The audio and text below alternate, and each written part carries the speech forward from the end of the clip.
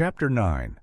Nothing is more painful to the human mind than, after the feelings have been worked up by a quick succession of events, the dead calmness of inaction and certainty which follows, and deprives the soul both of hope and fear. Justine died. She rested and I was alive. The blood flowed freely in my veins, but a weight of despair and remorse pressed on my heart, which nothing could remove. Sleep fled from my eyes. I wandered like an evil spirit, for I had committed deeds of mischief beyond description, horrible and more, much more, I persuaded myself, was yet behind. Yet my heart overflowed with kindness and the love of virtue.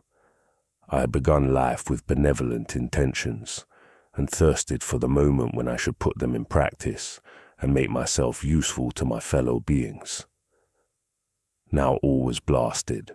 Instead of that serenity of conscience, which allowed me to look back upon the past with self-satisfaction, and from thence to gather promise of new hopes, I was seized by remorse and the sense of guilt, which hurried me away to a hell of intense tortures, such as no language can describe. This state of mind preyed upon my health, which had perhaps never entirely recovered from the first shock it had sustained. I shunned the face of man. All sound of joy or complacency was torture to me. Solitude was my only consolation, deep, dark, death-like solitude.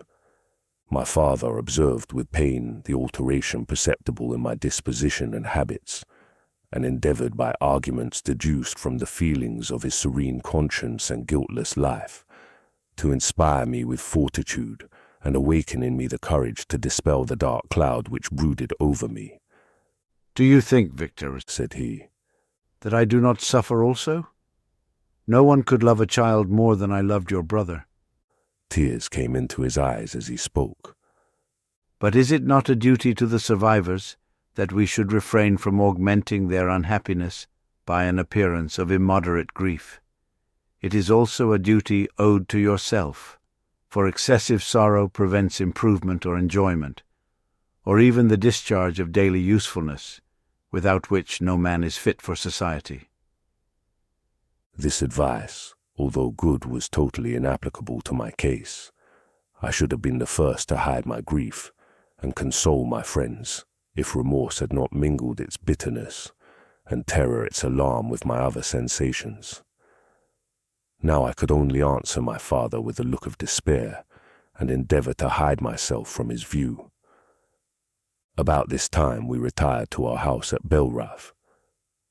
This change was particularly agreeable to me. The shutting of the gates regularly at 10 o'clock and the impossibility of remaining on the lake after that hour had rendered our residence within the walls of Geneva very irksome to me. I was now free. Often, after the rest of the family had retired for the night, I took the boat and passed many hours upon the water.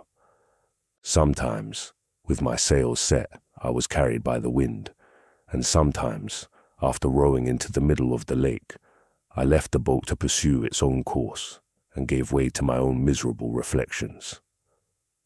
I was often tempted when all was at peace around me, and I the only unquiet thing that wandered restless in a scene so beautiful and heavenly, if I except some bat or the frogs, whose harsh and interrupted croaking was heard only when I approached the shore. Often, I say, I was tempted to plunge into the silent lake, that the waters might close over me and my calamities forever. But I was restrained when I thought of the heroic and suffering Elizabeth, whom I tenderly loved, and whose existence was bound up in mine. I thought also of my father and surviving brother. Should I by my base desertion leave them exposed and unprotected to the malice of the fiend whom I had let loose among them? At these moments I wept bitterly, and wished that peace would revisit my mind, only that I might afford them consolation and happiness. But that could not be. Remorse extinguished every hope. I had been the author of unalterable evils, and I lived in daily fear lest the monster whom I had created should perpetrate some new wickedness. I had an obscure feeling that all was not over, and that he would still commit some signal crime, which by its enormity should almost efface the recollection of the past. There was always scope for fear, so long as anything I loved remained behind. My abhorrence of this fiend cannot be conceived. When I thought of him, I gnashed my teeth, my eyes became inflamed, and I ardently wished to extinguish that life which I had so thoughtlessly bestowed. When I reflected on his crimes and malice, my hatred and revenge burst all bounds of moderation. I would have made a pilgrimage to the highest peak of the Andes, could I, when there, have precipitated him to their base. I wished to see him again, that I might wreak the utmost extent of abhorrence on his head, and avenge the deaths of William and Justine. Our house was the house of mourning. My father's health was deeply shaken by the horror of the recent events. Elizabeth was sad and desponding. She no longer took delight in her ordinary occupations. All pleasure seemed to her sacrilege toward the dead. Eternal woe and tears she then thought was the just tribute she should pay to innocence so blasted and destroyed.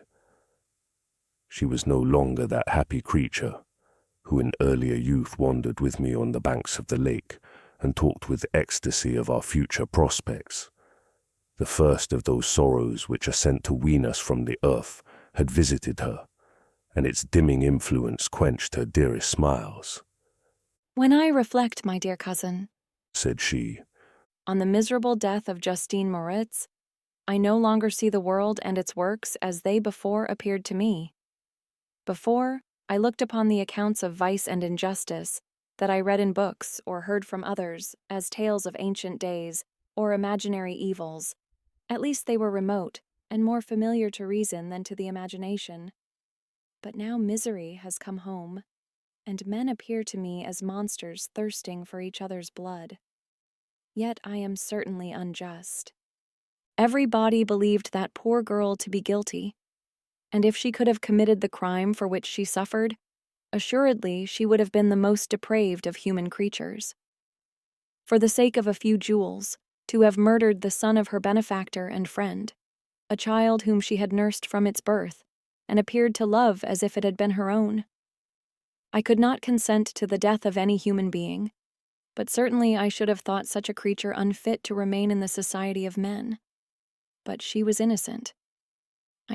I feel she was innocent. You are of the same opinion, and that confirms me. Alas, Victor, when falsehood can look so like the truth, who can assure themselves of certain happiness? I feel as if I were walking on the edge of a precipice towards which thousands are crowding and endeavoring to plunge me into the abyss. William and Justine were assassinated, and the murderer escapes. He walks about the world free and perhaps respected. But even if I were condemned to suffer on the scaffold for the same crimes, I would not change places with such a wretch." I listened to this discourse with the extremest agony. I not in deed but in effect was the true murderer. Elizabeth read my anguish in my countenance, and kindly taking my hand said, "My dearest friend, you must calm yourself.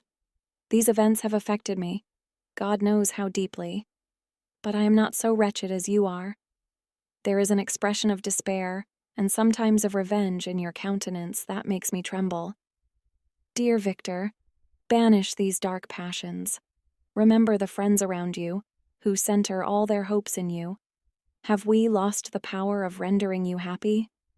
Ah, while we love, while we are true to each other, here in this land of peace and beauty, your native country, we may reap every tranquil blessing. What can disturb our peace?" and could not such words from her, whom I fondly prize before every other gift of fortune, suffice to chase away the fiend that lurked in my heart? Even as she spoke, I drew near to her, as if in terror, lest at that very moment the destroyer had been near to rob me of her. Thus not the tenderness of friendship, nor the beauty of earth, nor of heaven, could redeem my soul from woe. The very accents of love were ineffectual. I was encompassed by a cloud which no beneficial influence could penetrate. The wounded deer, dragging its fainting limbs to some untrodden brake, there to gaze upon the arrow which had pierced it and to die, was but a type of me. Sometimes I could cope with the sullen despair that overwhelmed me, but sometimes the whirlwind passions of my soul drove me to seek, by bodily exercise and by change of place, some relief from my intolerable sensations. It was during an access of this kind that I suddenly left my home, and bending my steps towards the near alpine valleys, sought in the magnificence, the eternity of such scenes to forget myself and my ephemeral, because human sorrows, my wanderings were directed towards the valley of Chamonix. I had visited it frequently during my boyhood. 6 years had passed since then. I was a wreck, but naught had changed in those savage and enduring scenes.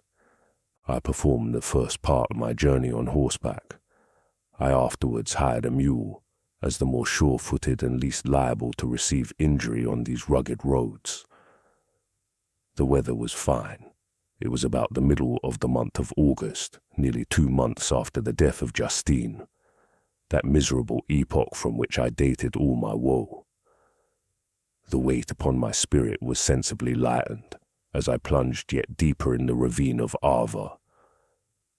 The immense mountains and precipices that overhung me on every side, the sound of the river raging among the rocks, and the dashing of the waterfalls around, spoke of a power mighty as omnipotence, and I ceased to fear or to bend before any being less almighty than that which had created and ruled the elements, here displayed in their most terrific guise. Still, as I ascended higher, the valley assumed a more magnificent and astonishing character. Ruined castles, hanging on the precipices of piny mountains, the impetuous Arve, and cottages every here and there peeping forth from among the trees, formed a scene of singular beauty, but it was augmented and rendered sublime by the mighty Alps, whose white and shining pyramids and domes towered above all, as belonging to another earth, the habitations of another race of beings. I passed the bridge of Pélissier, where the ravine which the river forms opened before me, and I began to ascend the mountain that overhangs it. Soon after I entered the valley of Chamonix. This valley is more wonderful and sublime, but not so beautiful and picturesque as that of Servox, through which I had just passed. The high and snowy mountains were its immediate boundaries, but I saw no more ruined castles and fertile fields. Immense glaciers approached the road. I heard the rumbling thunder of the falling avalanche, and marked the smoke of its passage. Mont Blanc, the supreme and magnificent Mont Blanc, raised itself from the surrounding aiguille, and its tremendous dome overlooked the valley. A tingling, long-lost sense of pleasure often came across me during this journey. Some turn in the road, some new object suddenly perceived and recognized, reminded me of days gone by, and were associated with the light-hearted gaiety of boyhood. The very winds whispered in soothing accents, and maternal nature bade me weep no more. Then again, the kindly influence ceased to act. I found myself fettered again to grief, and indulging in all the misery of reflection. Then I spurred on my animal, striving so to forget the world, my fears, and more than all myself, or in a more desperate fashion, I alighted and threw myself on the grass, weighed down by horror and despair. At length, I arrived at the village of Chamonix. Exhaustion succeeded to the extreme fatigue both of body and of mind which I had endured. For a short space of time I remained at the window, watching the pallid lightnings that played above Mont Blanc, and listening to the rushing of the Arve, which pursued its noisy way beneath. The same lulling sounds acted as a lullaby to my too keen sensations. When I placed my head upon my pillow, sleep crept over me. I felt it as it came and blessed the giver of oblivion. Chapter 10. I spent the following day roaming through the valley. I stood beside the sources of the Aveyron, which take their rise in a glacier that with slow pace is advancing down from the summit of the hills to barricade the valley. The abrupt sides of vast mountains were before me. The icy wall of the glacier overhung me. A few shattered pines were scattered around, and the solemn silence of this glorious presence chamber of imperial nature was broken only by the brawling waves or the fall of some vast fragment. The thunder sound of the avalanche or the cracking reverberated along the mountains of the accumulated ice, which, through the silent working of immutable laws, was ever and anon rent and torn, as if it had been but a plaything in their hands. These sublime and magnificent scenes afforded me the greatest consolation that I was capable of receiving. They elevated me from all littleness of feeling, and although they did not remove my grief, they subdued and tranquilized it. In some degree also, they diverted my mind from the thoughts over which it had brooded for the last month. I retired to rest at night. My slumbers, as it were, waited on and ministered to by the assemblance of grand shapes which I had contemplated during the day. They congregated round me, the unstained snowy mountain top, the glittering pinnacle, the pine woods and ragged bare ravine, the eagle soaring amidst the clouds. They all gathered round me and bade me be at peace. Where had they fled when the next morning I awoke? All of soul inspiriting fled with sleep, and dark melancholy clouded every thought. The rain was pouring in torrents, and thick mists hid the summits of the mountains, so that I even saw not the faces of those mighty friends. Still I would penetrate their misty veil, and seek them in their cloudy retreats. What were rain and storm to me? My mule was brought to the door, and I resolved to ascend to the summit of Montanvert. I remembered the effect that the view of the tremendous and ever-moving glacier had produced upon my mind when I first saw it. It had then filled me with a sublime ecstasy that gave wings to the soul and allowed it to soar from the obscure world to light and joy. The sight of the awful and majestic in nature had indeed always the effect of solemnizing my mind and causing me to forget the passing cares of life. I determined to go without a guide, for I was well acquainted with the path, and the presence of another would destroy the solitary grandeur of the scene. The ascent is precipitous, but the path is cut into continual and short windings, which enable you to surmount the perpendicularity of the mountain. It is a scene terrifically desolate. In 1,000 spots, the traces of the winter avalanche may be perceived, where trees lie broken and strewed on the ground, some entirely destroyed, others bent, leaning upon the jutting rocks of the mountain, or transversely upon other trees. The path, as you ascend higher, is intersected by ravines of snow, down which stones continually roll from above. One of them is particularly dangerous, as the slightest sound, such as even speaking in a loud voice, produces a concussion of air, sufficient to draw destruction upon the head of the speaker. The pines are not tall or luxuriant, but they are somber, and add an air of severity to the scene. I looked on the valley beneath. Vast mists were rising from the rivers which ran through it, and curling in thick wreaths around the opposite mountains, whose summits were hid in the uniform clouds, while rain poured from the dark sky, and added to the melancholy impression I received from the objects around me.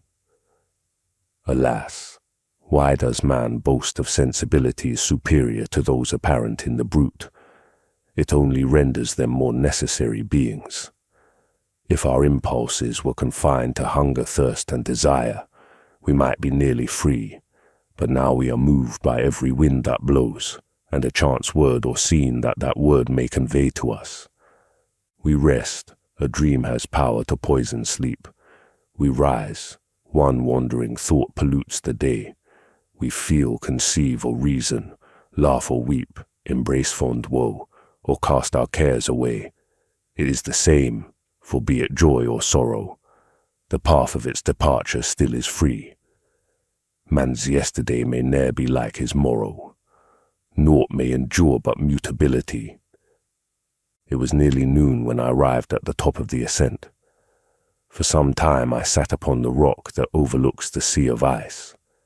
A mist covered both that and the surrounding mountains. Presently a breeze dissipated the cloud and I descended upon the glacier. The surface is very uneven, rising like the waves of a troubled sea, descending low and interspersed by rifts that sink deep. The field of ice is almost a league in width, but I spent nearly 2 hours in crossing it. The opposite mountain is a bare perpendicular rock. From the side where I now stood, Montanvert was exactly opposite, at the distance of a league, and above it rose Mont Blanc in awful majesty. I remained in a recess of the rock, gazing on this wonderful and stupendous scene. The sea, or rather the vast river of ice, wound among its dependent mountains, whose aerial summits hung over its recesses. Their icy and glittering peaks shone in the sunlight over the clouds. My heart, which was before sorrowful, now swelled with something like joy. I exclaimed, "Wandering spirits, if indeed ye wander, and do not rest in your narrow beds, allow me this faint happiness, or take me as your companion, away from the joys of life." As I said this, I suddenly beheld the figure of a man, at some distance, advancing towards me with superhuman speed. He bounded over the crevices in the ice, among which I had walked with caution. His stature also, as he approached, seemed to exceed that of man. I was troubled. A mist came over my eyes, and I felt a faintness seize me, but I was quickly restored by the cold gale of the mountains. I perceived, as the shape came nearer, sight tremendous and abhorred, that it was the wretch whom I had created.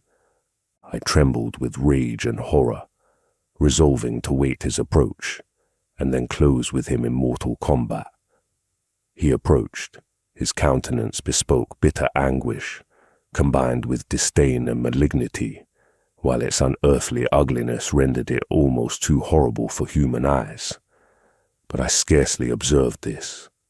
Rage and hatred had at first deprived me of utterance, and I recovered only to overwhelm him with words expressive of furious detestation and contempt.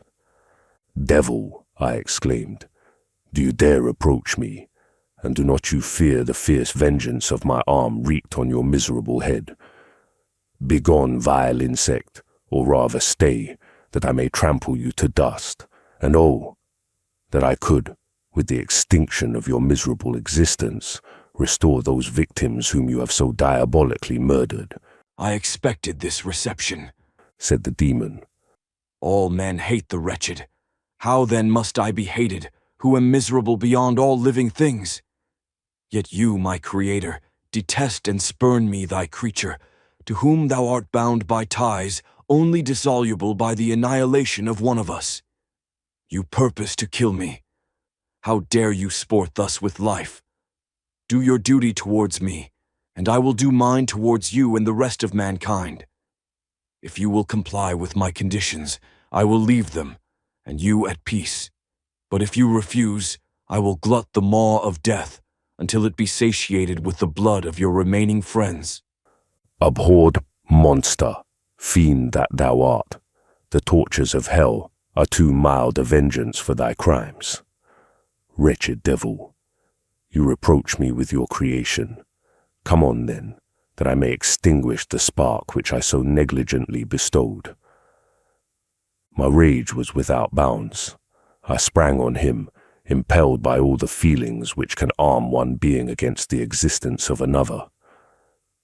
He easily eluded me and said, Be calm. I entreat you to hear me, before you give vent to your hatred on my devoted head. Have I not suffered enough that you seek to increase my misery? Life, although it may only be an accumulation of anguish, is dear to me, and I will defend it. Remember, thou hast made me more powerful than thyself. My height is superior to thine, my joints more supple. But I will not be tempted to set myself in opposition to thee. I am thy creature, and I will be even mild and docile to my natural lord and king, if thou wilt also perform thy part, the which thou owest me. O, Frankenstein, be not equitable to every other, and trample upon me alone, to whom thy justice, and even thy clemency and affection, is most due. Remember that I am thy creature, I ought to be thy Adam, but I am rather the fallen angel, whom thou drivest from joy for no misdeed. Everywhere I see bliss, from which I alone am irrevocably excluded. I was benevolent and good. Misery made me a fiend. Make me happy, and I shall again be virtuous. Begone, I will not hear you. There can be no community between you and me. We are enemies. Begone, or let us try our strength in a fight in which one must fall. How can I move thee? Will no entreaties cause thee to turn a favorable eye upon thy creature, who implores thy goodness and compassion? Believe me, Frankenstein, I was benevolent. My soul glowed with love and humanity. But am I not alone, miserably alone? You, my creator, abhor me. What hope can I gather from your fellow creatures, who owe me nothing? They spurn and hate me.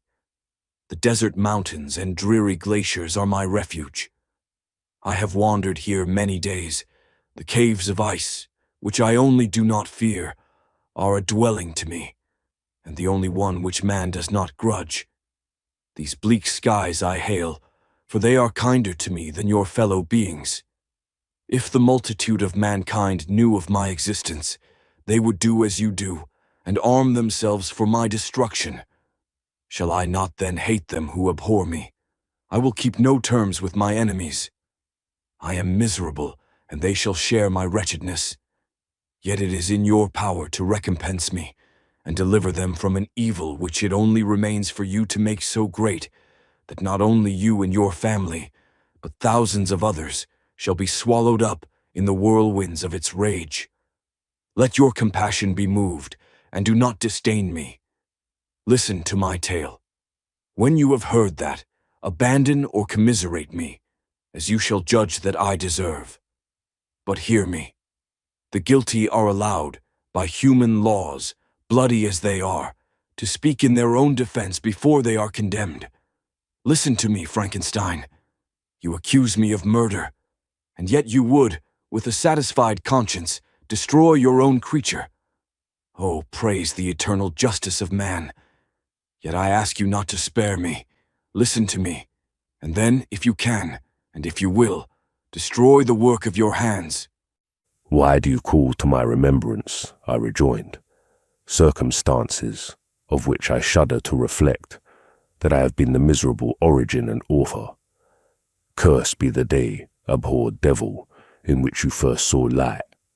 Cursed, although I curse myself, be the hands that formed you. You have made me wretched beyond expression. You have left me no power to consider whether I am just to you or not.